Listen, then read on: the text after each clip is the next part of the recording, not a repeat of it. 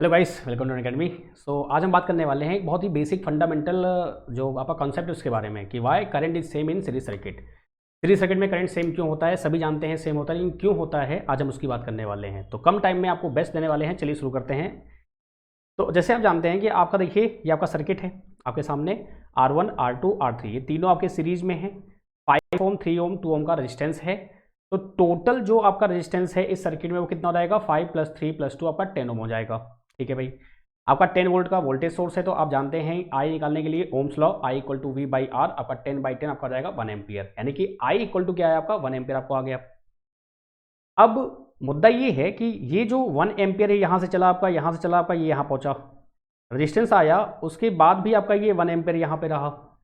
तो आपको सर इसमें कौन सी बड़ी बात है, सीरीज में है तो करंट सेम होगा ही होगा।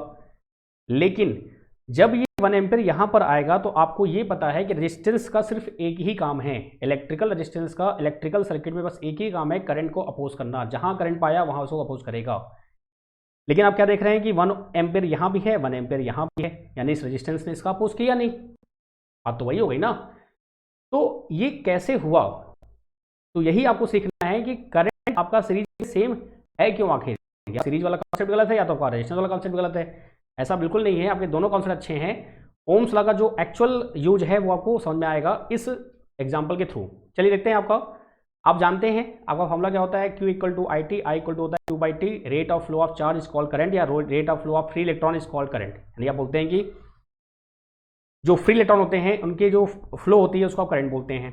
अब आपको ये भी पता है कि किसी भी सर्किट में, मान लो यहाँ एक सर्किट दिया हुआ है आपको, तो यहाँ पे 1 एम्पियर आपका अगर करंट आ गया सपोज दैट, तो 1 एम्पियर मतलब क्या हुआ, कूलाम्ब पर सेकंड, 1 कूलाम्ब पर 1 सेकंड। तो आपका वो चार्ज जो होता है वो फिक्स हो जाता है। चार्ज जो आपका है वो फिक्स हो गया, उसको अब आप चेंज नहीं कर सकते। क्यों नहीं कर सकते सर, क्योंकि आप जानते हैं law of conservation of charge, charge can not be created not be destroy. अब मुद्दा ये आता है फिर सर आई किस पे रहेगा, तो आपका आई रहेगा टी। अगर टी आपका मोर होगा, टाइम मोर होगा, करंट कम हो जाएगा, टाइम जाएगा तो करंट मोर हो जाएगा। सर ये कुछ समझ नहीं आया, थोड़ा इसको एक्सप्लेन करें अच्छे से। ठीक है भाई, करते हैं।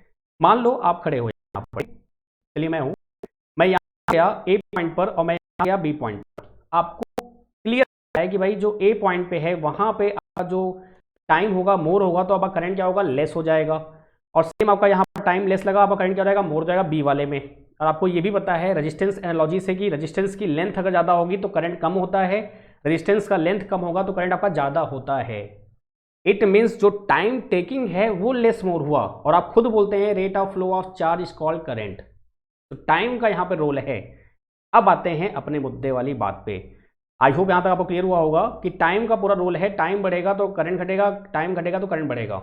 अब जब यहाँ पे हम दोबारा आते हैं, आपका ये 1 एम्पियर है, जैसे ही ये 5 ओम रेजिस्टेंस पे गया, इस 5 ओम के रेजिस्टेंस ने इसके टाइम को बढ़ाने की कोशिश की। देखिए आपका रेजिस्टेंस का जो सिंबल है वो भी देखिए कैसा आपका है, ऐसा आपका है हर्डल्स टाइप में, कि आपका ऐसे इलेक्ट्रॉन गया, फिर ऐसे, फिर ये ऐसे, फिर ऐसे, ये फिर बुर्र, फिर ऐसे भागेगा, फिर आपका ये ऐसे ऐसे ऐसे ऐसे, फिर ये भागेगा ऐसे। आप जानते हैं हर्डल्स, बाधाएं। अब हुआ क्या कि 1 एम्पियर आएगा, डेफिनेटली ये रेजिस्टेंस क्या करेगा, इसको अपोज करेगा। लेकिन वहीं पर आपको वोल्टेज का कॉन्सेप्ट भी याद होना चाहिए। वोल्टेज क्या होता है, W/Q होता है। वोल्टेज क्या होता है, V = W/Q। वोल्टेज काम क्या होता है, चार्ज पर वर्क करना। जो चार्ज आपका फ्लो हो रहा है उस पर वर्क करना। अब वर्क कर रहा है इसका मतलब क्या, अगर कोई वोल्टेज चार्ज पे वर्क कर रहा है तो उसका रिजल्ट क्या होता है, उसकी स्पीड को इंक्रीज या डिक्रीज करना। ऑब्वियस सी बात है। तो आप खुद देखिए 1 एम्पियर का है, 5 ओम यहाँ पे आपको दिया हुआ है, आपको यहाँ पर 5 वोल्ट अप्लाई करना पड़ रहा है इसकी स्पीड को मेंटेन करने के लिए। जितना ज़्यादा रेजिस्टेंस उतना ही ज़्यादा आपको वोल्टेज अप्लाई करना पड़ रहा है, जितना आपका कम रेजिस्टेंस है उतना आपको कम वोल्टेज अप्लाई करना पड़ रहा है। 5 ओम के लिए 5 वोल्ट, 3 ओम के लिए 3 वोल्ट एंड 2 ओम के लिए 2 वोल्ट।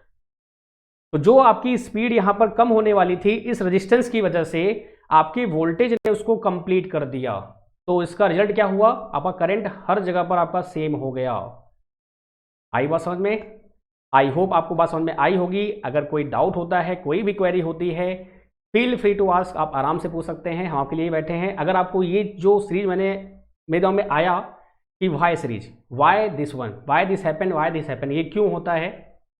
एज ए इंजीनियर हम जानते हैं कि इंजीनियर अगर हमें, तो हमको पता होना चाहिए व्हाट, हाउ एंड वाई, क्या, क्यों और कैसे। तो ऐसे बहुत सारे अनसुने अनकहे कॉन्सेप्ट आपके हैं, जैसे कि आपका वोल्टेज एम्पलीफायर है तो उसमें आपका इनपुट रेजिस्टेंस इनफाइनाइट क्यों होता है, करंट है तो आपका इनफाइनाइट आपका क्यों नहीं होता है, कई सारी बातें हैं। अगर आप कहेंगे तो ऐसे वीडियो मैं लाते रहूँगा, ये आप पे डिपेंड करता है क्योंकि ये वीडियोस आपके लिए हैं। So thank you so much too, मिलते हैं, बाय बाय, टेक केयर।